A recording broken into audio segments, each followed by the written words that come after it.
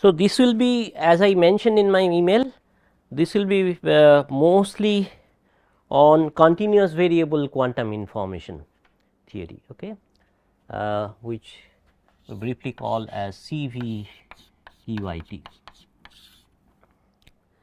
So, the first question which one would like to ask is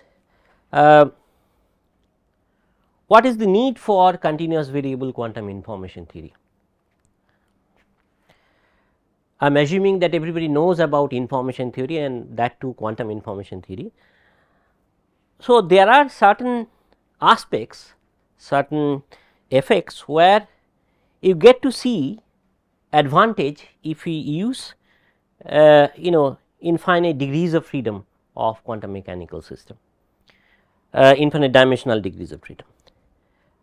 So, for example, if I consider this question of quantum teleportation. So, I want to send information about an arbitrary quantum state from one place to another place. Okay. So, let us say this is a state of a photon, okay, and let us say I am considering the polarization degree of freedom of the photon. So, which is 2 dimensional, it can be horizontal vertical, it can be diagonal anti diagonal, it can be right circular polarization, left circular polarization. So, this will behave like our discrete quantum information processing. So, my the state of the system whose state I would like to teleport is a 2 dimensional system, and then the sender and receiver should share some maximally entangled state, let us say a state of 2 photons which are maximally entangled in their polarization degree of freedom, and then I would like to perform. So, this is the state of the system, let us say this is psi, which is horizontal polarization plus vertical polarization, linear superposition, and this is my A, let us say this is C and this is A and this is B. So, this is my state, let us say this is 1 upon root 2 HH plus VV, this is maximally entangled state, and then I do the standard teleportation. So, here I do Bell state measurement and then inform this person over classical communication about the outcome of the Bell state measurement, then this person will apply corresponding rotation in the polarization degree of freedom to get this the perfect teleportation.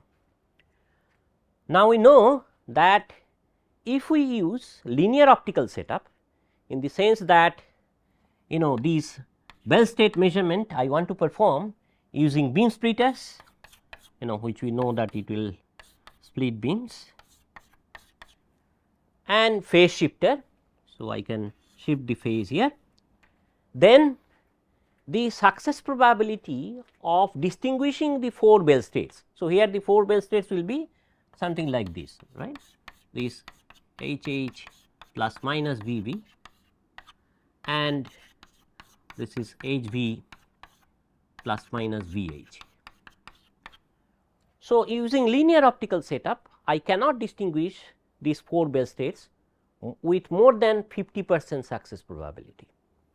Okay. So, that one can prove.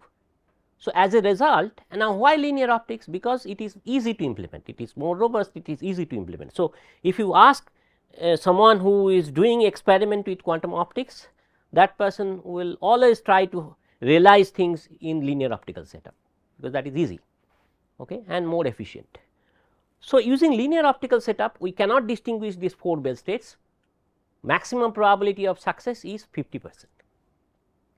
So, as a result, using linear optical setup one cannot teleport arbitrary state of polarization of a single photon okay, with 100% success probability.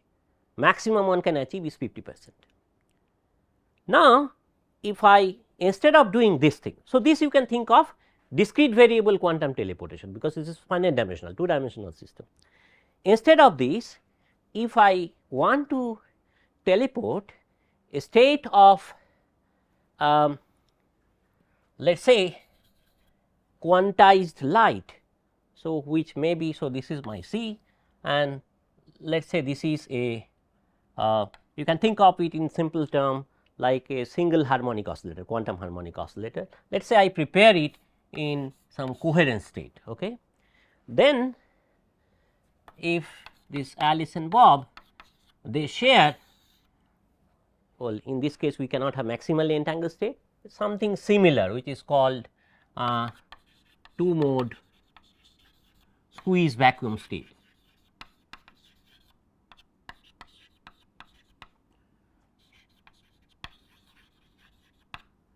Okay. So, which is it has some specific form. So, there is some normalization factor, n is equal to 0 to infinity.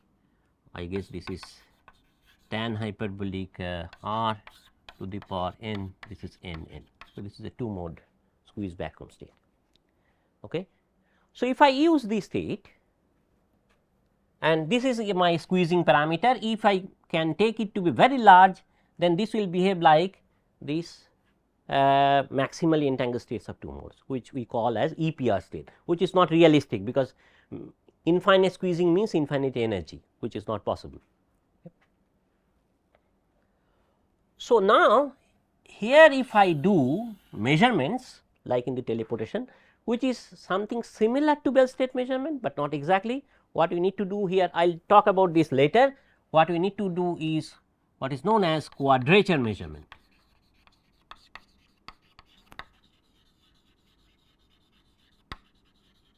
Which is something like measurement of position and momentum of harmonic oscillator. Okay. So, if I do quadrature measurement using this homodyne detection, then inform this other party through classical communication, then this teleportation can be achieved. Of course, not with 100% fidelity, because to get 100% fidelity you need to make this squeezing to be infinity. Okay. But that is not possible, but you can do it quite well. So, as a result, there is no restriction on this joint measurement here, but the setup that you use is something like linear optical setup, because this quadrature measurement can be done with beam splitter, phase shifter, etc. Okay, and photo detectors, of course, photo detectors you will require here also. So, this is what is known as continuous variable teleportation. So, in why continuous variable? Because you are using infinite degrees, infinite dimensional systems here. So, in the continuous variable teleportation, even if you use linear optical setup, still you can achieve fidelity of teleportation quite high. Okay. I mean, there are of course other issues like how difficult is it to prepare such a state compared to this state. I am not going into that part. Okay. Those questions are there. Okay. But is it the squeezing parameter is directly related to the entanglement? Yes, yes, yes. So, if its entanglement E increases as I increase R. So, its non-zero value means the state has some form of entanglement. Exactly. I mean, this is in a neat form, so one can calculate its entanglement and drop it. Okay. Right. So, this is one example why continuous variable quantum information is useful, okay, compared to the discrete variable case. Then comes this issue of QKD, quantum key distribution. So, in QKD, there are two types of QKD, which is called prepare and measure. So, Alice prepares from a set of 4 states. For example, in this case this these polarization states. So, which can be horizontal, vertical, diagonal, which is 1 upon root 2, horizontal plus vertical, or anti-diagonal, which is 1 upon root 2, horizontal minus vertical. Okay. So, Alice can prepare states in her photon in one of these 4 states and sends these to Bob. Let us assume that without any error, without any noise, and Bob will have to perform measurement on that photon in these bases, horizontal vertical basis or diagonal anti-diagonal basis. okay, and then they will communicate and match whether the preparation basis and measurement basis are same. If they are same, then they will share the same key, otherwise not. Okay. So, in continuous variable case also one can do similar thing. In that case there will be infinitely many such states to be prepared, and then Alice will have to perform corresponding measurement. Actually this coherent state basis people use. So, there one can show that, see here the point is that there is this one issue is this the shared key between Alice and Bob. So, the key will be maybe something like the 0 1 1 0 etcetera. This is between Alice, and Bob will also do this thing. I mean, how will they share this key? Basically they will attach. So, Alice and Bob will fix beforehand that if it is H or say D, it will be it will be assigned to this bit value 0. If it is V or this one, this will be assigned to bit value 1. Okay. And then using this scheme they can share this bit string, provided there is no noise, okay, there is no eavesdropping. So, two aspects are there. One is the length of the bit string, in the sense that how many times they will have to perform this process to get a secret key, shared secret key, and then of course, the question of security, how secret this key is, how secure this key is, if I ask that question. So, it turns out that if I do quantum key distribution using continuous variable systems properly, then there is a scope of increasing or enhancing the security, okay. And that comes from the fact that you are using higher dimensional system. So, there is a possibility of enhancing the security with continuous variable system for quantum key distribution. Okay. There are other issues with continuous variable system. So, I am not going into all those details, probably some of them will come in the due course, but at least you can see that there are certain aspects of quantum information processing where using continuous variable system will be helpful compared to the discrete case. And one more thing which is more important from experimental perspective, preparation of states like this or some other, this is an example of two more Gaussian state, some other Gaussian states, and processing them, that means measurement, operation, etcetera, are much easier in the case of in this in the continuous variable system compared to the discrete case. Okay. So, preparation of Gaussian states, preparation of operation performing Gaussian operations are much more easier than those for the discrete variable case. So, from experimental perspectives also it is quite useful to deal with continuous variable systems. Okay. There are no Gaussian states in discrete system. Right? You can, but these are kind of what should I say?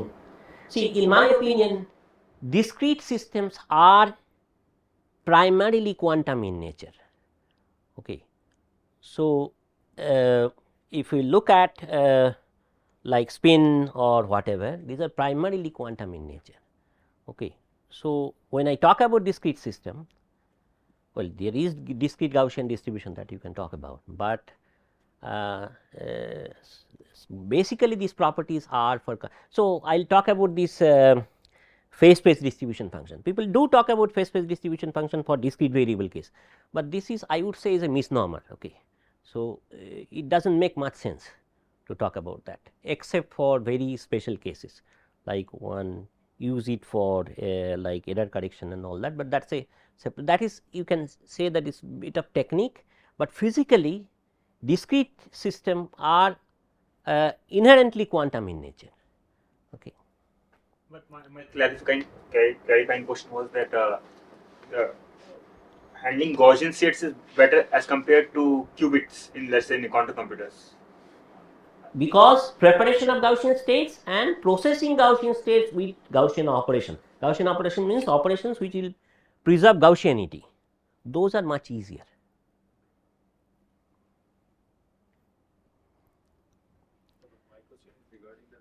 teleportation. Yes. So if I do teleportation, so you said using linear optics, I can achieve the Bell measurement only with the 50%. And in the polarization, but you can do with other degrees of freedom also, discrete degrees of freedom also, the same thing will happen. Like if I am using the spin system to do Yes. the teleportation, then what is the restriction?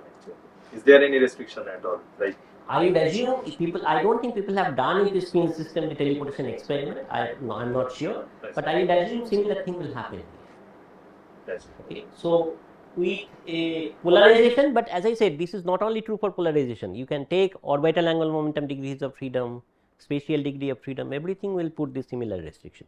So here what happens is that when you do the Bell experiment, Bell state measurement experiment, you will have to look at the outcome, different outcomes, okay, that because there are two photons. So, there can be, so ultimately what you need to do is okay, there should be a beam splitter, then these these two photon state, it come like this. I mean, so what you need to look at is this I mean the pattern of the outcomes here. These are single photon detector. So, for Bell state measurement, the kind of detection patterns that you will get does not conform with these 4 Bell states. Okay. So, I mean this has a rigorous proof that using linear optical setup you cannot distinguish these 4, right, and the maximum probability is 50%. So, such a restriction is not there. The only restriction is you will have to take finite squeezing. So, you can say that how do you prepare squeeze states? That will require nonlinear gadgets. That is a separate issue. I may ask similar question here also. How will you prepare such a state? Generally, people use this SPDC, spontaneous parametric down conversion, which is a nonlinear gadget. Okay. So that restriction, state preparation restriction, is anywhere there. Anyway, So at least this is elevating the measurement restriction. exactly. Oh, not elevating. Okay, good.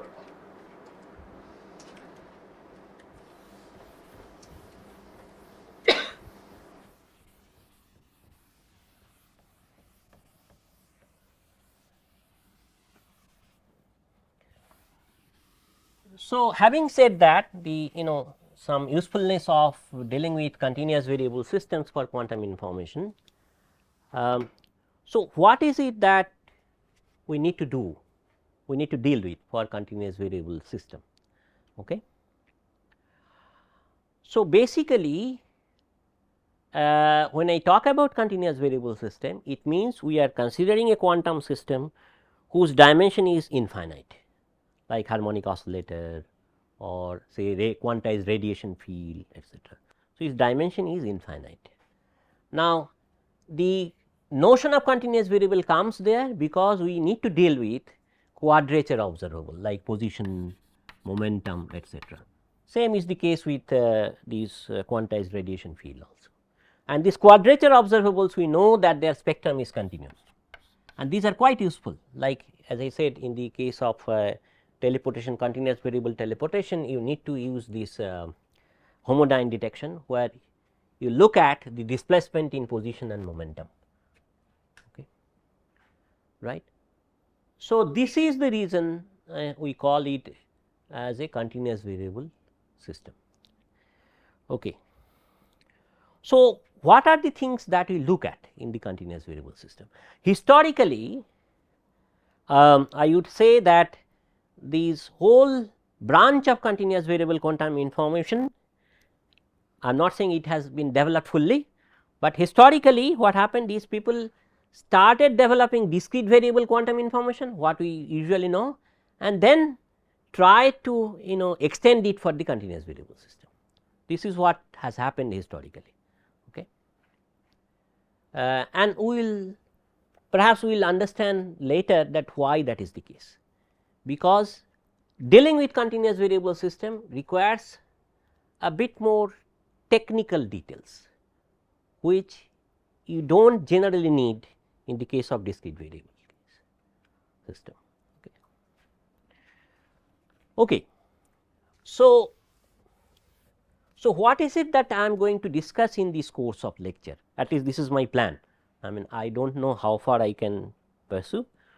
So, first thing is I will talk about the phase space description of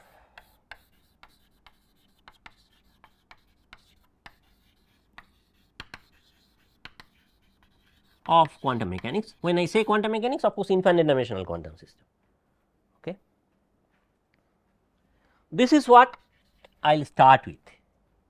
Why this is important? Because you know our Hilbert space is infinite dimensional, and here every operator is infinite dimensional. So, when you want to deal with infinite dimensional operators in the matrix form, you will have to write infinite dimensional matrix every time, which is useless. Okay? You cannot do it. So, as a result, what you need to do is to get a representation of those operators in terms of functions on phase space. Here the phase space is of course continuous.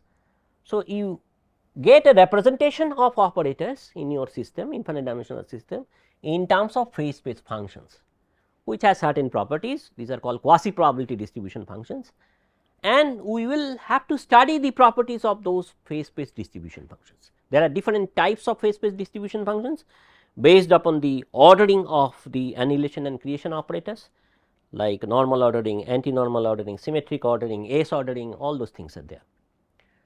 Okay. So, phase space description of quantum mechanics is essential to study continuous variable system.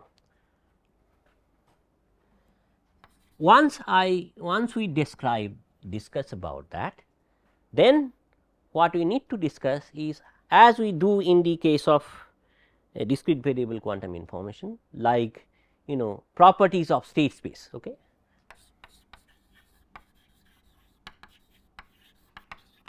Properties of states like entangled states, separable states and all that. Okay.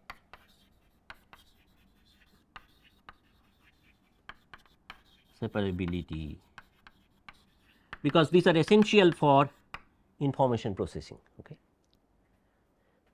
So, this is what we are planning to do. Now, so here I must say that, like in the case of discrete variable, like if I have 2 qubit states, I can figure out whether they are separable or entangled, I can figure out how much entanglement is there and all that. Okay. If I go beyond 2 qubits like 2 qubit or 3 qubit etcetera, things become much more difficult to deal with their entanglement properties in general. I mean, there may be special cases where you can deal with. Similarly, here also we will see that this entanglement and separability properties of Gaussian states, these are specific kind of states, 2 mode, 3 mode, 4 mode etcetera, are much easier to deal with, and I can deal with that. But if I want to deal with separability entanglement of non-Gaussian states, then things will become much more difficult. Unfortunately, most of these states of continuous variable systems are non-Gaussian. So, you can think about kind of similarity with qubit system here. For Gaussian states, most of the things, but for non-Gaussian states, things are much more difficult. Okay. There are very few criteria by which you can figure out whether a given non-Gaussian state is entangled or separable. Okay. Right. And then I will talk about the Gaussian, non-Gaussian operations, okay, like evolution, measurement and all those things. Okay. When I say Gaussian, it means it will preserve the Gaussianity of states. If it is a Gaussian state, after Gaussian operation it will remain Gaussian. So, how to characterize that? And this will include of course channels also. And if time permits, I will also try to talk about the capacities of such channels. Okay. like classical capacity, quantum capacities, etc. But this is of course of Gaussian channel, non-Gaussian channel is very difficult. Okay. I do not think anybody knows about that, okay, the capacities. So, again Gaussian channel means the channels which will keep Gaussianity. Okay. So, once this is done, then I will talk about, maybe the order might be reversed. So, I will talk about the notion of distillability.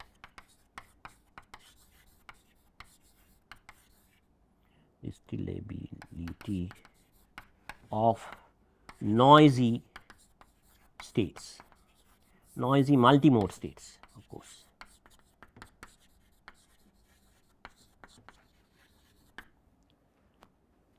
Okay. Now, here we will see that this notion of Gaussian operation, non-Gaussian operation play a vital role, in the sense that if I take noisy Gaussian state and I want to distill pure Gaussian state from there, the best operation is not Gaussian operation, best operation will be non-Gaussian operation. Okay. Right. Okay, good. And then I will again I will see how far I will proceed. I will try to talk about CVQKD, not in great detail, but in some details I will talk about that, continuous variable quantum key distribution. Okay. And then again, if time permits, I will try to talk about this. So, this perhaps once she starts this lecture and we have some discussion, perhaps then I can try to talk about that. I do not know whether you have in mind about this CB quantum error correction. Okay. So, maybe I will try to talk about this is of course the stabilizer formalism perspective. So, this if time permits I will do that. And finally, again if time permits, and I also do not know much about that, I will have to look at it, is this CB quantum computation. Okay. So, this is once again, as some of you may know, that I am very slow at lecturing, So, so even if I list down all these things, after the end of April you may figure out that maybe half of this I will perhaps I can cover. Okay. So, but that is okay, that is fine. So, if required I can continue even after that semester, okay, if required. Okay. Right. So, this is the idea. Okay. So, now to start with this phase space description of quantum mechanics, today I would like to tell you a little bit about classical optics. Why optics? Because most of these continuous variable quantum information processing people look at, people implement on optical system. Not that it is the only system, but most of the things are being implemented on optical system. Okay. So, I will tell little bit about classical optics, very little, and then we can go to the the quantum optical setup and then the space space description. Okay. Right. So, classical optics, what is it? It is just electromagnetic wave which satisfies Maxwell's equation, right. So, we know that if you take Maxwell's equation, maybe in the simplest case where you do not have any charge distribution, you do not have any current density, I mean then it will the electric field as well as magnetic field also they satisfy this thing, right. This is R and T minus 1 upon C del square del T square E of R T is equal to 0, right. this is c is the speed of light in vacuum, and this is the electric field. So, this is without any charge density, without any source or sink basically. Okay. So, this is the wave equation which you can figure out from Maxwell's equation. Now, this is for electric field, magnetic field also do the similar thing. What is the simplest solution of this equation?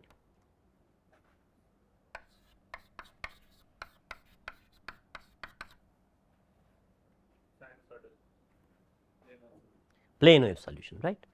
That is the simplest solution. So, plane wave, so therefore, there is a wave propagation direction, and which maybe I can take any direction, let us say I take it to be z direction, and then electric field is perpendicular to this plane of propagation, right. I think it's 1 by c square. 1 by c square, yes. It's mu naught epsilon naught. What is that? 1 by. 1 by c square must be 1 by. This is in the SI unit anyway, so it should be 1 by c square. So, if I take the wave propagation direction in the z direction, for example, and I am considering plane wave, then the electric field vector will be in the plane perpendicular to the electric field vector, right. So, in this case, the solution may look like something like this, right. Maybe E0 some vector, fixed vector, then cosine or sine, it does not matter. Cosine, what is that? Something like yeah, maybe kz minus omega t, something like this, right. Okay. Yeah. So, this is kind of plane wave vector. K is the the wave vector magnitude, but you can also have a spherical wave, right, which is a solution of this, right, which is a from a point it propagates in every direction. Right. So, yeah, so it will be something like, so this is plane wave, and you can also have spherical wave, which is maybe some factor alpha by r, then exponential of I k r, something like this, right. Electric field vector will be like this. Huh?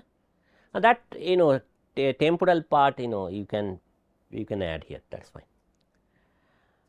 So, the point is that now these two solutions are easy to handle, but realistically no electromagnetic wave will have this kind of form. Okay. Most of the solutions are not of this form. Okay. So, when for example, if you take a laser, okay, and if you switch on the laser, it will produce electromagnetic wave, and the electromagnetic wave is neither of this form, neither plane wave nor spherical wave. Okay. So, it has generically it has a spread. So, this is what is known as Gaussian beam.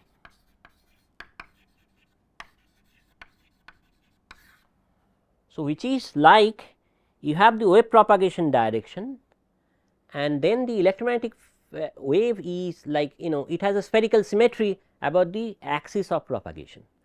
Okay. So, it is like a Gaussian beam propagating along this axis. Okay. So, that is the kind of thing you will have. So, maybe something like some factor, I do not know, maybe some factor by et, you have something like so this q of z. So, z is the propagation direction, okay. Then exponential of something like this, like what will be that, minus k rho square by again some factor times q of z. Okay. Maybe I should write it like this. Okay. So, exponential of minus k rho square divided by some factor times q of z. I mean this factor you can figure out. So, some scalar factor. So, this q of z is this is not real, this is you can say z plus I z naught. So, this is a constant, but this is your z component. So, this is and rho square is of course x square plus y square. So, this is symmetric about the propagation direction. Okay. So, when you use a laser, most of the times this is the kind of electromagnetic wave it produces.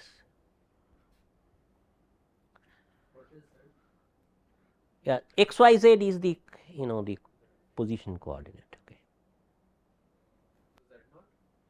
Z naught is a fixed number, you can take it is a fixed number. So, this is you can say it is a complex what is that called? It is a kind of complex amplitude is here. Okay. So this is minus k times rho square. What is that? K is the wave propagation vector, And rho that's- square is this one, x square plus this. So, this is a symmetric Gaussian beam, okay, whose propagation direction is along the wave propagation. And time is Time, as I said, you can put it as another. So, basically what we do in this case is electric field, we write it as something like this alpha. So, this is dimensionless coefficient e to the power something like twice pi I nu t plus alpha star r t e to the power so, there should be some fixed scalar E naught, then minus twice pi I nu t. Okay. So, this is your frequency of the wave. So, the time dependence also comes here in this amplitude, okay. This can come, but for Gaussian beam this is actually time independent, okay, because in laser if you look at the laser beam, it is not that the structure of the beam changes with respect to time. Okay. So, when I talk about this one for example, so here I am basically looking at alpha of r, this amplitude. Okay. Okay. There are also variations of Gaussian beam. There are these Hermite Gaussian beam and all those things, but that is okay. So, the point is that if I look at this Gaussian beam, it is it has a spread, right. So, if I send this beam through some gadget like lens or something, so it will not behave like a ray. So, it will have a spread. So, if I want to focus it, like two Gaussian beams coming at a lens, and then I want to focus it, there will not be a focal point, it will be a spread around that focal point. Okay. So, realistically this is what happens. Okay. So, the question is that why do you need all these things? This is of course to describe classical wave like the light coming from laser. Now, with classical light you can describe several things, okay, except for some cases where you need to go beyond the notion of classical light. So, when I take my light source to be very weak, very weak. So, intensity is very weak. Okay. So, in the sense that within a time window you can say the energy that is coming out of the light source is of the order of energy of a single photon, let us say. So, which we call as a very weak light, okay. Generally it is called weak coherent pulse. So, in that case if it is really weak, then some of the features of classical, I mean some of the features that we get to see in interference and other things, you cannot describe using this classical notion of classical light. Okay. Okay. So, for that reason you need two things. One is to describe light in the quantum domain, so which we call quantum light, and also to describe detection process in the quantum domain. Okay. So, both your light source as well as the detection should be described quantum mechanically. Okay.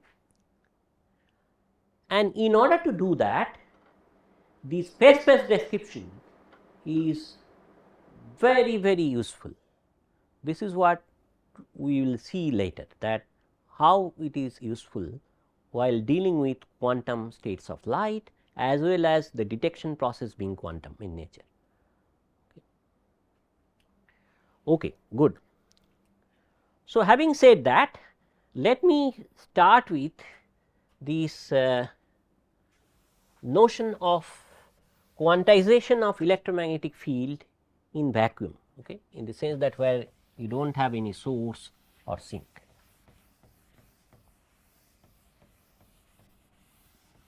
I mean, where from you get this wave equation.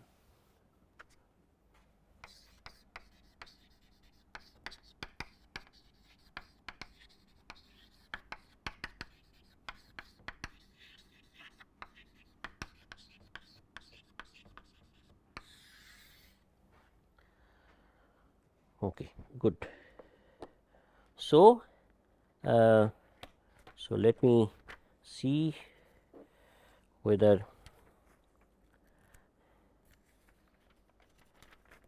or maybe I can just how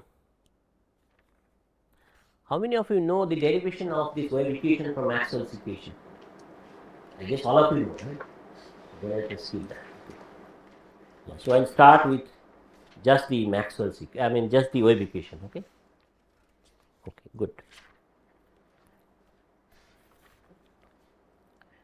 Okay, so we have the electric field vector, so which is of course a function of space and time. So, this I write it in the vector potential and scalar potential form, okay, and I will use a particular gauge. Okay. So, this is your E field minus del A del T. A is your vector potential, which is a function of space and time, and then your magnetic field is cross A, and this is in the Coulomb gauge. Okay.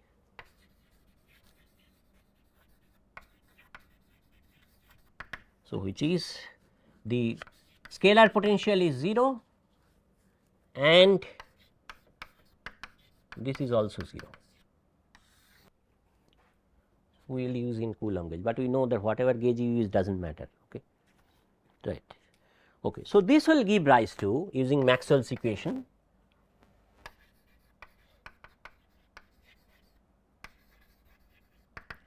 you can get the wave equation, which is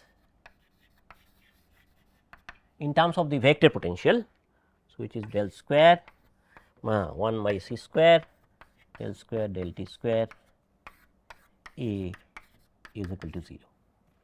And when I say this, what I consider is like a box in vacuum whose boundaries are conducting boundaries. So, that on the boundary the electric field will be 0. Okay. Okay, good.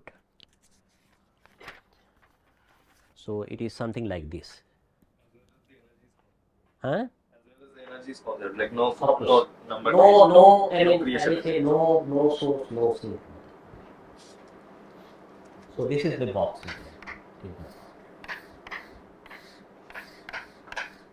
So, everything is of L. This is L, this is L. L is very large. Okay. Right.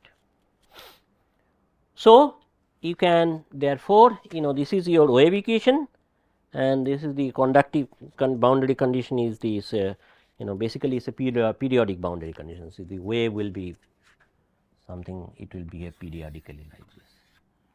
Okay. So, now you can look at the Fourier transform because it has this boundary condition. So, you can write down this A in the Fourier basis. Plane wave solution, basically you write it in as a superposition of plane wave solution. Okay. So, this is 1 by this is permittivity and L cube, then sum over k. So, this is your wave vectors, okay, different wave vectors. This is a k, this is t, and then e to the power I k dot r. So, this is plane wave and this is your amplitude. Okay. So, this is a Fourier basis I can write in the plane wave solution, right. And what about these wave vectors? So, wave vectors are like this x component of this one, this is twice pi n x by L because of this boundary condition. This is just like box quantization, okay, of a free particle. So, k y is twice pi n y by L and k z is equal to twice pi n z by L, okay, where this n x, n y, n z they look like 0, 1, plus minus 1, plus minus 2, etc. Okay. Right. So, this is basically the solution, a typical solution of this equation.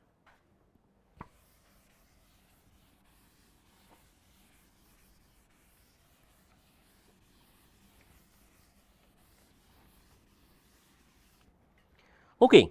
So, now you will have to satisfy this this Coulomb gauge condition that del dot A divergence of A should be 0. So, if you put that this divergence of A should be 0, if you put this expression, what you will get is this thing, that k, this wave vector dot this component, this is equal to 0, okay, and this is for all basically k, whatever k you need. So, this tells you that this vector, I mean this coefficient vector, it cannot be arbitrary, it has to be in the plane perpendicular to the wave propagation direction, okay, right. Okay. So, now we know that electric field vector is in the plane perpendicular to this wave propagation direction. So, therefore, A k can be expressed in terms of, and same is true with the magnetic field vector also. So, therefore, A k can be expressed as a linear superposition of this electric field and magnetic field vector, right.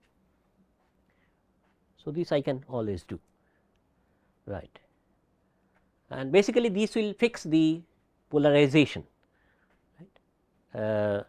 Polarization means the direction of the electric field vector. Okay.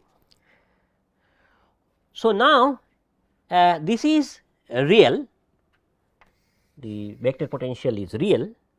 So, as a result, so the vector potential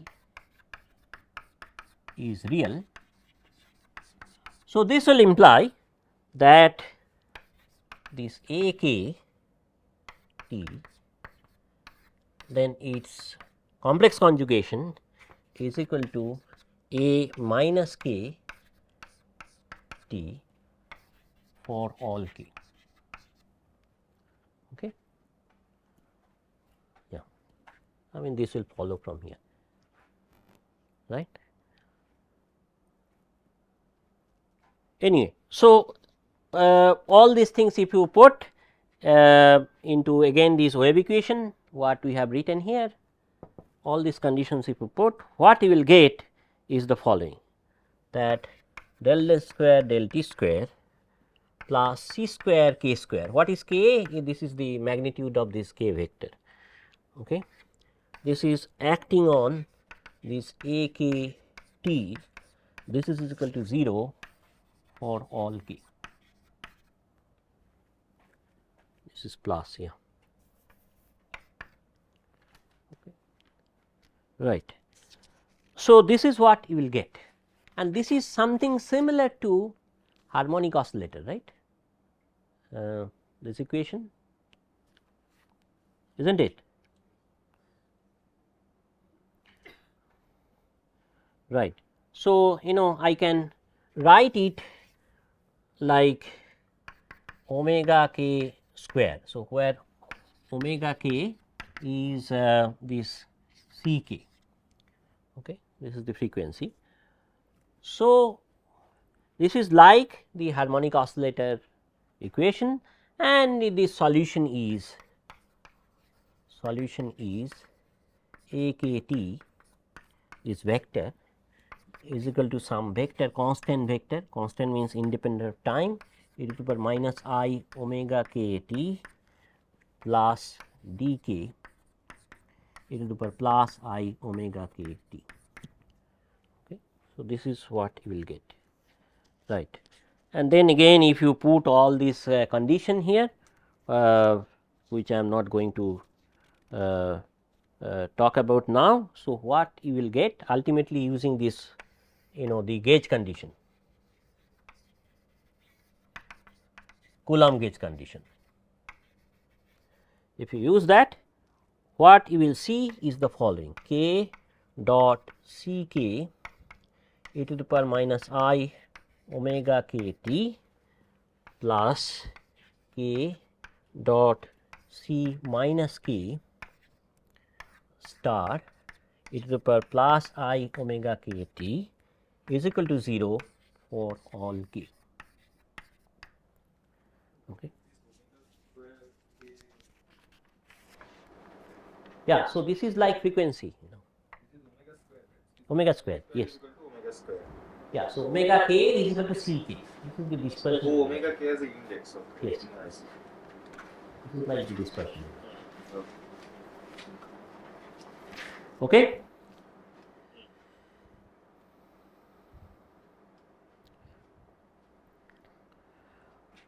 So, now if I look at this vector, this coefficient, okay.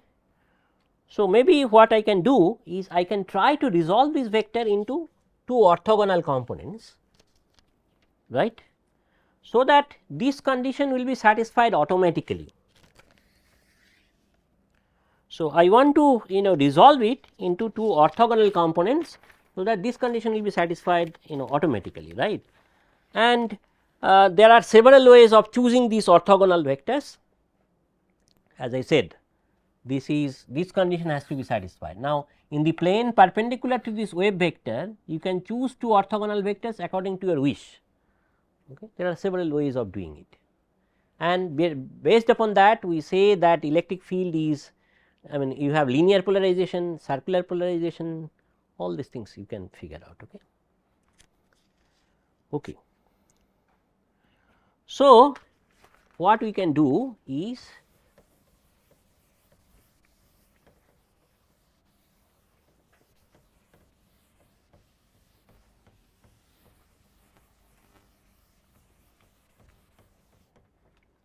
so let us choose two real orthogonal vectors. So, I can choose vectors which are complex also. So, real orthogonal vectors, this is one choice, which I will call it as epsilon k 1 vector and epsilon k 2 vector. These are two real orthogonal vectors. Okay. I mean, in fact, orthonormal vectors, I should say orthonormal. So, if you wish, you can put hat here. So, these are orthonormal vectors. Okay. So, that I can write the C k vector as these two things: S is equal to 1 to 2 C k S, this is the coefficient, with epsilon k S, this one. Okay. That I can always do, right. Okay. And of course, this is true, epsilon k S, although I am writing complex conjugation, but these are real. So, it is not needed, but anyway, dot k S prime, this is equal to delta S S prime, okay, because they are orthonormal, right. So, these are two, see as I said, this is a vector which is orthogonal to the plane of propagation, I mean not wave propagation direction. Right. So, this is a basically a two dimensional vector. So, you can choose, so that is why I can write it as, you know, I mean of course, solution of this will look like this. I choose a basis. So, this is my basis, but these are real vectors.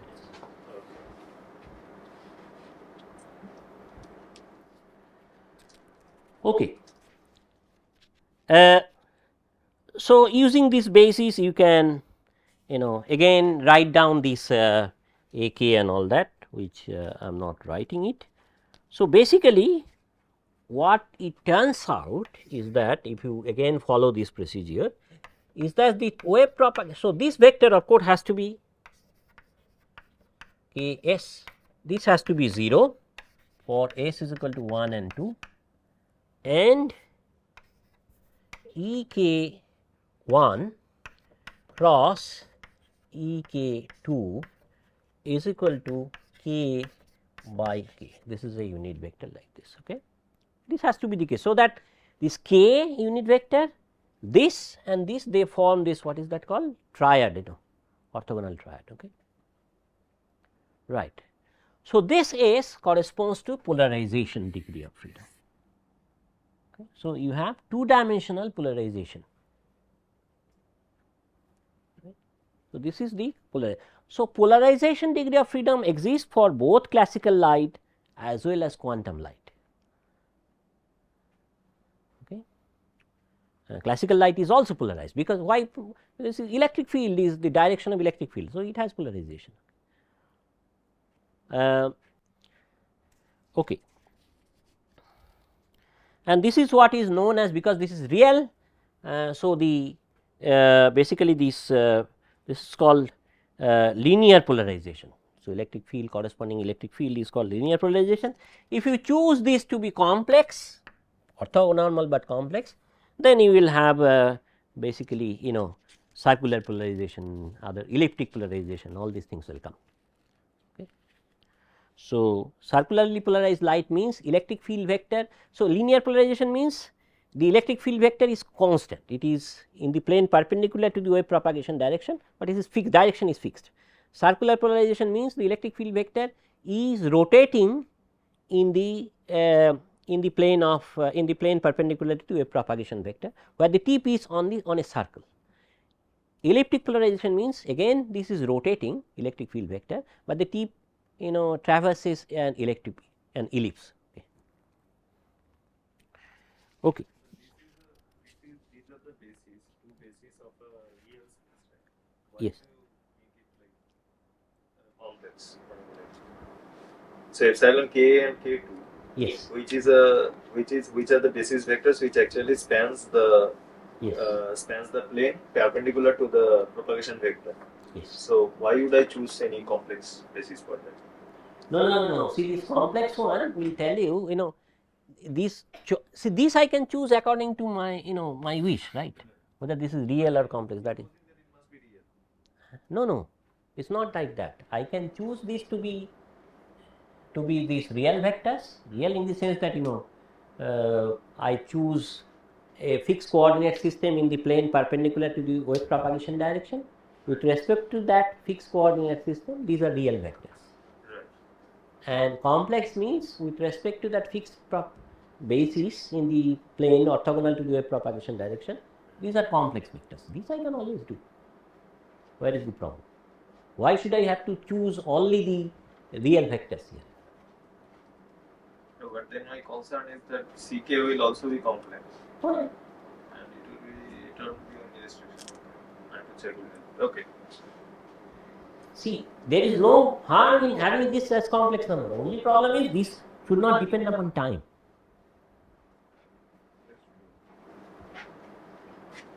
And to satisfy that condition. Yes, that should satisfy. Nothing else. Because, you know, in fact, yeah, this condition has to be satisfied. This one. But This can be ART complex. is real is your condition, right? Yeah, ART is real. I mean AKT star equal to A. This is real. This is V. That means okay, AK start T is equal to A minus. What was our expression for AKT? This is in the Fourier basis, right? Yes. So, in Fourier basis, this can be complex.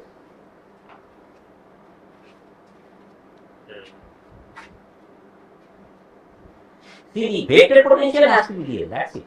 Nothing else. So, this choice of these bases tells you whether your electric field is, I mean, the light is linearly polarized or, circularly polarized, elliptically polarized. All these things will be dependent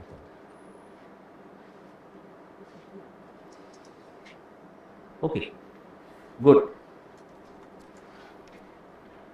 So, my point is that through this quantization of electromagnetic field in vacuum, you see that the notion of polarization comes automatically, right? That it has two-dimensional degrees of freedom of polarization, it comes automatically. Even if you don't do quantization still. Yeah, classical light is also polarized. Till now, we have not done any quantization. No. Till now, we have not done any quantization. Yes, right.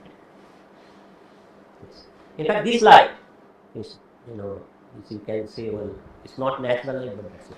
What is the polarization of this light? Huh? It's like a random polar. It's like lot of random polarization. It's a random. So you cannot. This is the. It's typically we call it unpolarized light. Okay? There is no polarization, no specific polarization. Right. Okay, good. So, ultimately, with all these, mathematics, one can write down the vector potential in this Fourier basis in this form. So, this is what I will just require. A of r t, this is the vector potential. This is 1 by square root of epsilon L cube, sum over k, this is over all wave vectors, right, and then sum over S, this is on the polarization degree of freedom, right. Then you have your u of k s. I will tell you what is u of k s. Epsilon of k s unit vector I k dot r plus u of k s, this is t star epsilon k s unit vector star minus I k dot r. So, these are called like this one, this is called fundamental vector mode function, okay. And this is the complex field amplitude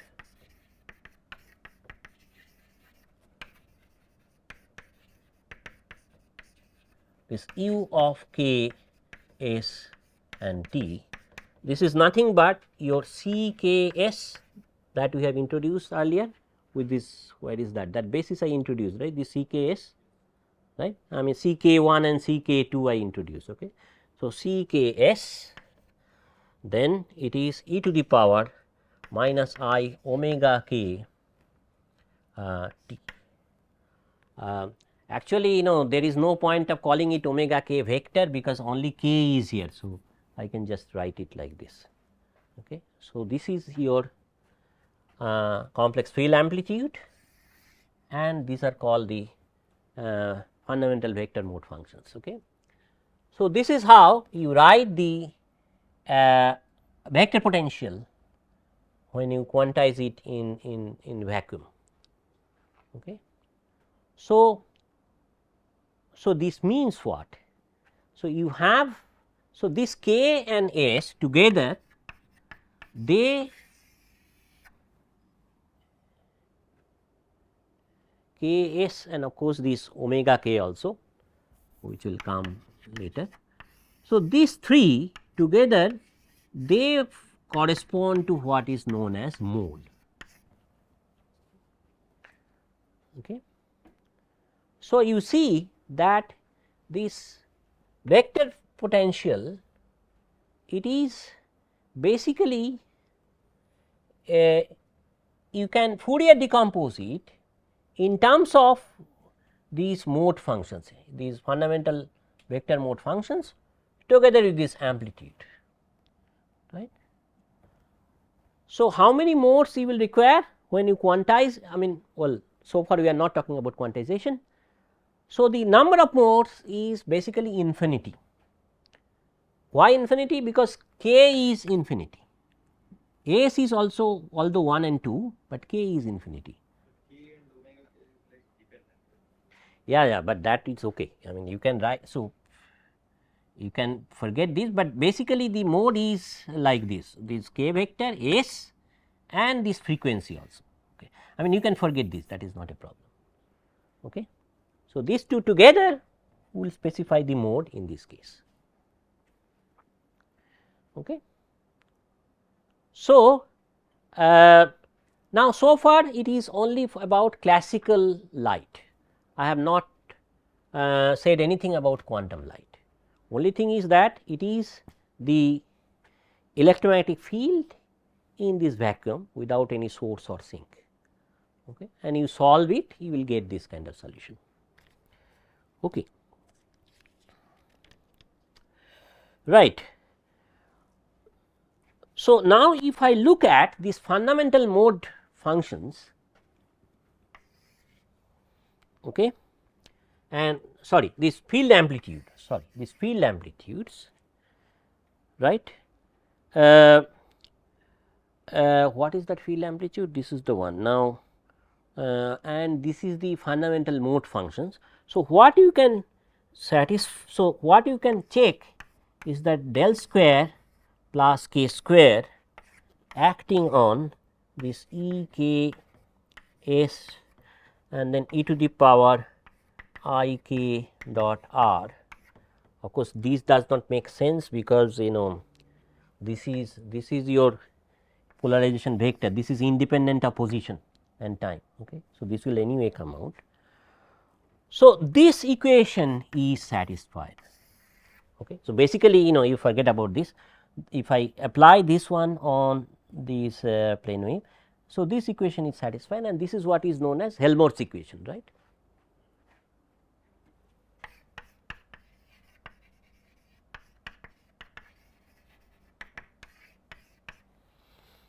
Okay.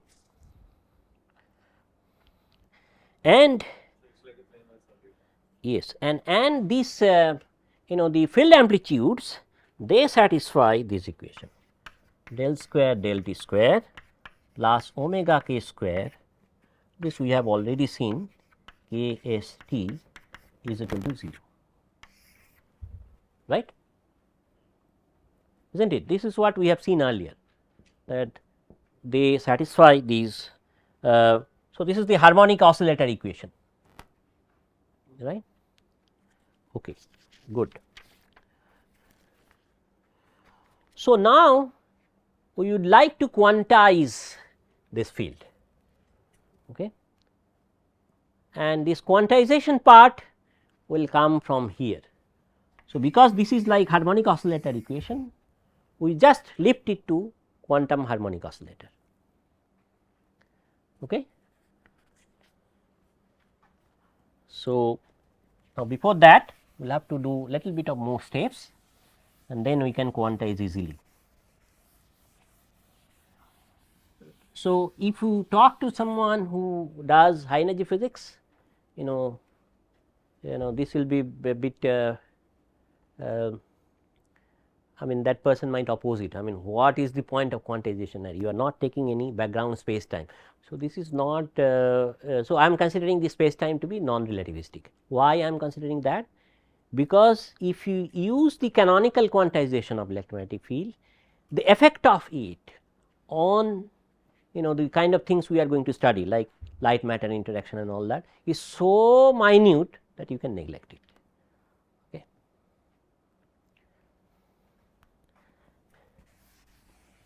So, we are happy with background space time being non relativistic.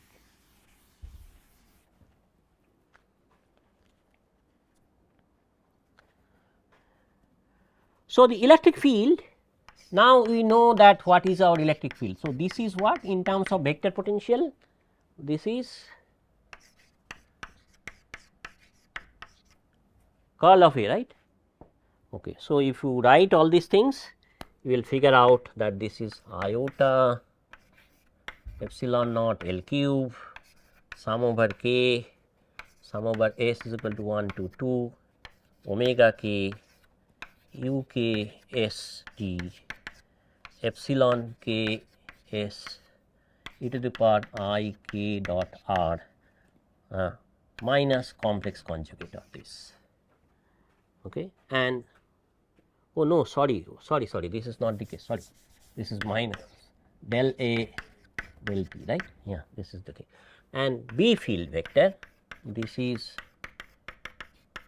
cross A.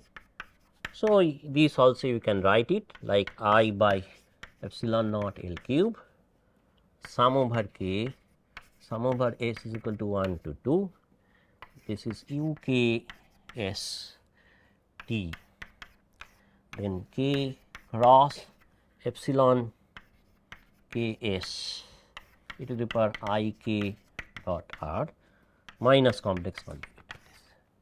So, this is your electric field vector, this is your magnetic field vector, right. And now, I look at the total energy of the EM field inside this confinement. So, what is that?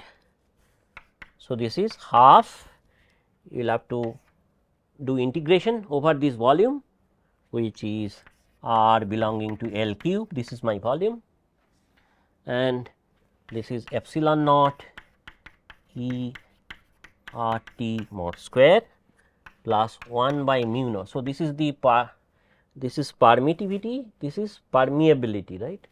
Okay. And this is B r t square d cube r.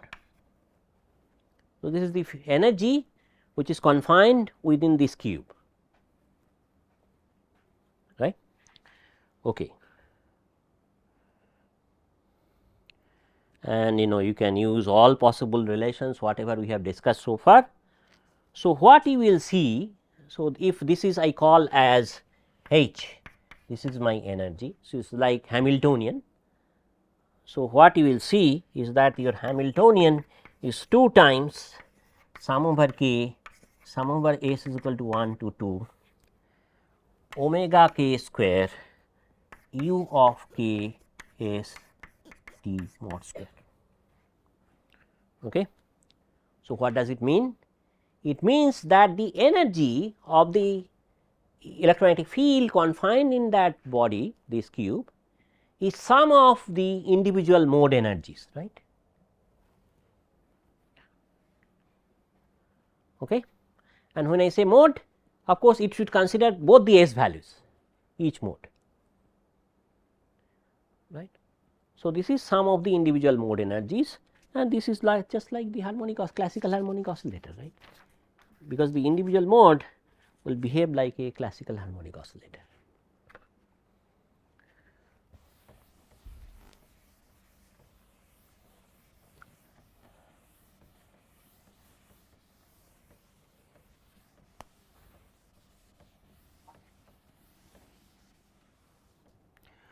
Okay, good. So, now, so here you see that these are the complex field amplitudes.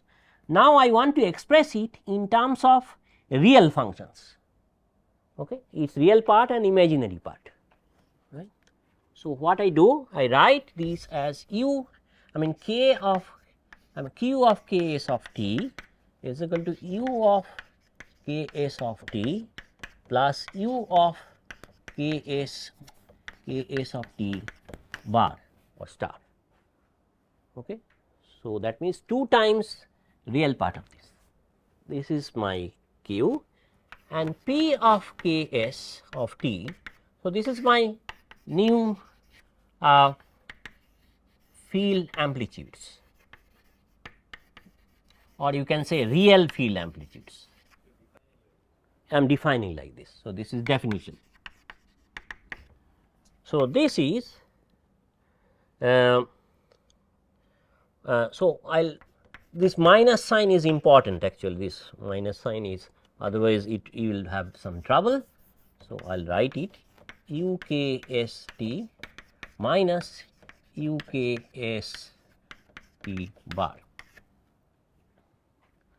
So, this is like omega k times imaginary part, right, or minus omega k times 2 times imaginary part of this. Okay. So, you see that these are real, I mean, and so you also know that these complex field amplitude k s of u of k s t is equal to c k s e to the power minus I omega k t.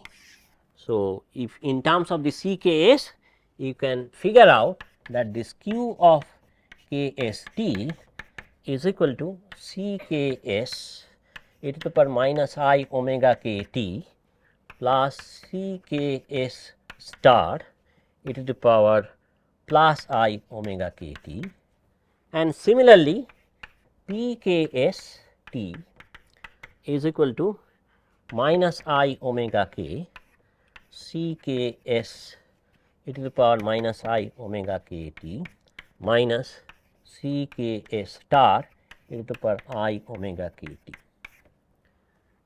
Right. Okay, good.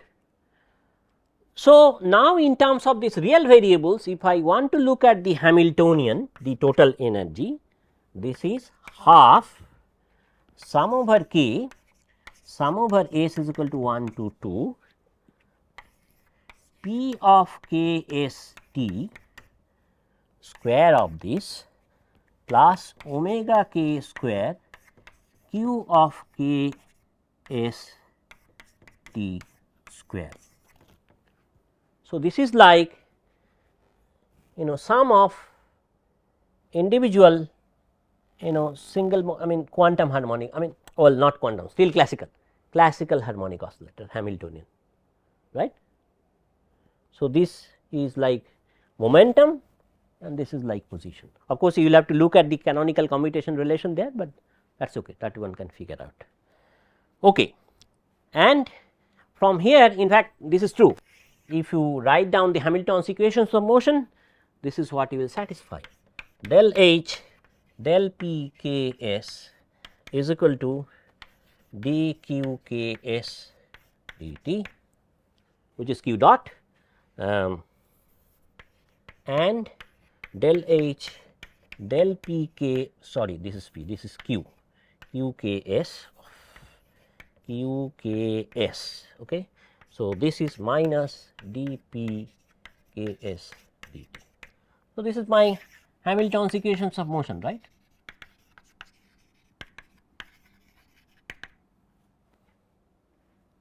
So, they do satisfy the canonical commutation relation, right, in terms of the Poisson bracket. Okay. So, now it is very easy to lift it to the quantum domain. So, what is it that I need to do? I just take this q k s to operator observable and p k s to observable, and what will be their commutation relation? Just the the Poisson bracket should be lifted into the canonical commutation relation. Okay, good. So far so good. Okay.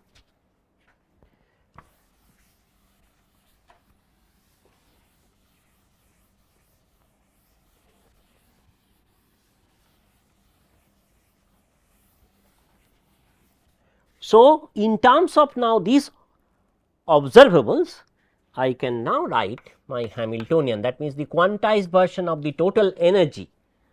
This is half sum over k sum over S is equal to 1 to 2. Now, this is simple p k S t square plus omega k square q k S t square. Okay. So, this is basically Hamiltonian, total Hamiltonian of a system of infinitely many one dimensional quantum harmonic oscillators with frequency omega k, and of course, the polarization is attached with that. Energy does not depend upon the polarization,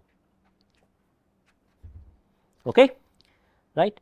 And then you can write down everything like electric field vector, magnetic field vector, this vector potential, everything in terms of this p and q, you can write it down. Okay.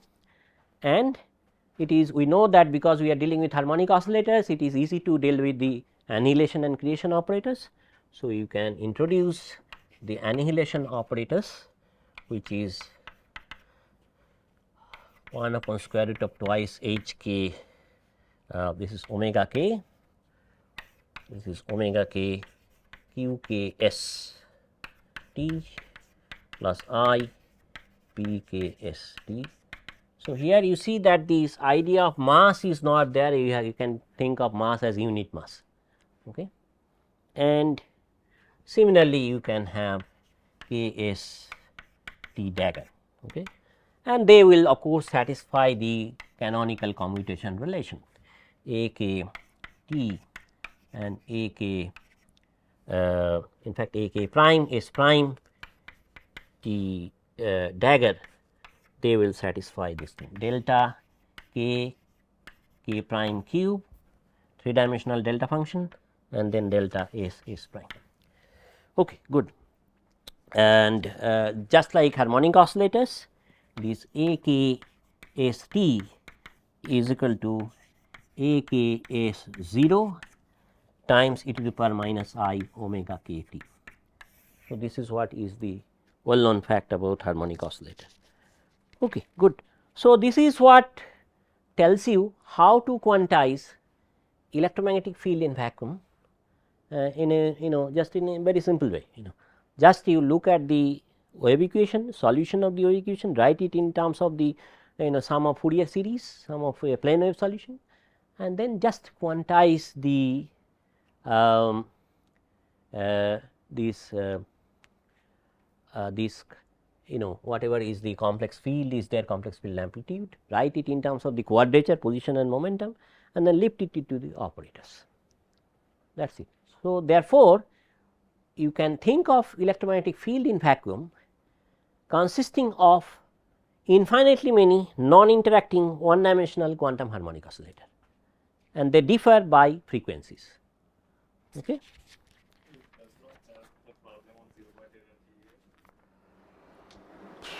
Yes. So, yeah, it is a good question. So, whenever we do experiment, what we look at is the difference in energy, we do not look at absolute energy. So, even if the 0 point energy problem is there, you look at only the energy difference in experiment. Okay. So, in absolute sense, in terms of experiment, it does not matter, but of course, 0 point energy itself has some consequences. Okay. So, for example, we know that the Casimir effect is there. So, that is a different issue that one can talk about it.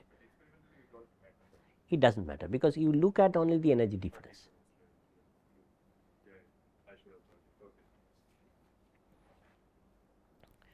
Okay.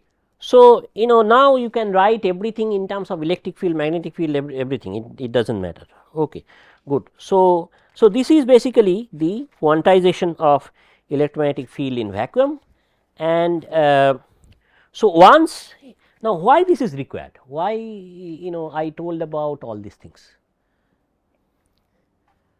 So, to talk about quantum states of light, you will have to first, light is electromagnetic wave. So, you will have to first quantize it, otherwise how will you talk about quantum states of light. So, this is a way of quantizing it. Now, here I have not considered any source or sink. So, for example, if I have charge distribution or if I have current density, there will be some modification in that, but that will happen because of existence of some matter field. So, when there is a matter field, how will you modify this description, that will come later when we talk about light matter interaction. Okay. So, in light matter interaction, the semi classical approach is you consider the matter field to be quantized, where on the other hand electromagnetic field to be classical. So, this is a semi classical approach. What we do in when we talk about quantum mechanics of a charged particle under electromagnetic field. So, there the electromagnetic field is treated as classically, whether the charged particle is quantum, but for light matter interaction in the quantum optics domain, you will have to treat everything quantum mechanically. So, light electromagnetic field is quantized, matter field is also quantized, and you will have to consider their interaction. So, the simplest interaction is this dipole type interaction, which is minimal coupling. I mean the annihilation operator of your electromagnetic field, creation operator of your matter field, or vice versa, to make it Hermitian. Okay. So, that is the simplest one, but you can go beyond that also, non-linear one also. So, this will come later, but this is the basic one. So, in order to treat light as a quantum mechanical object, you will have to quantize it. Once you quantize it, then we can talk about different properties of that light. Okay. So, what are the properties? What is the time now? Okay. So, just 5 minutes. So, what are the properties that one should look for? So, when we talk about quantized electromagnetic field, light as a quantized electromagnetic field, how do we understand? So, this is this is just mathematics. How do you understand that light, a source which is producing a light, that light is indeed quantum in nature. So, how do you figure out that? So, basically what you need to figure out is you have to have photodetectors. You send your light, there should be some photodetectors there, and look at the detection statistics. Okay. So, in terms of units of single photon energy, you look at the detection statistics. If the detection statistics behaves like a classical experiment, like I throw some balls through 2 holes like 2 slits, and there is a screen which will detect these balls particles, you will see that the distribution of the particles on the screen will be kind of Poissonian distribution. Whereas, for quantum light, these photon number distribution in the photodetector will be not Poissonian in general. So, it will be either super Poissonian, sub Poissonian. So, Poissonian means the standard deviation matches with the mean. Sub Poissonian is the standard deviation can cross the mean value, and the super Poissonian is the opposite one. So, quantum states of light means that it will not have Poissonian distribution. That does not mean that any non Poissonian distribution will correspond to quantum light, but like sub Poissonian distribution is always quantum in nature. So, there are some super Poissonian photon number distribution which may correspond to quantum nature of light, which may not correspond to quantum nature of light. So, we need to understand by looking at because that is what we can figure out by looking at the experimental data of photo detection. So, by looking at the photon number statistics at the detection level, one can figure out whether the source which is producing a light is quantum in nature or classical in nature. Okay. This is first one that we need to understand. Second question is, what do you do with quantum light? Is there anything that you cannot achieve using classical light? Yes, there are plenty of such examples which you cannot achieve with classical light, but you can achieve with specific quantums light. Okay. So, this is what I will describe later. Okay. And to describe all these things, I need these phase space distribution function. Is it okay? So, the distribution you talked about, the Poissonian, this is the temporal distribution. This is photon number distribution. Yes, at any point of time, you will have to look at. So, you have light source is coming. Okay, you have detector, and you look at how many photons are coming at one time window in that photon detector. That is temporal distribution. it's a temporal. Noise. That Every detector has a time window of detection. Right. Any other question? Okay, so my suggestion is, whatever I talked about, I have not gone through every details, but this you can fill in the gaps. This is there in every textbook, in this quantum optics textbook, quantization of electromagnetic field in vacuum. And then if you have some question, we can discuss in the next class also.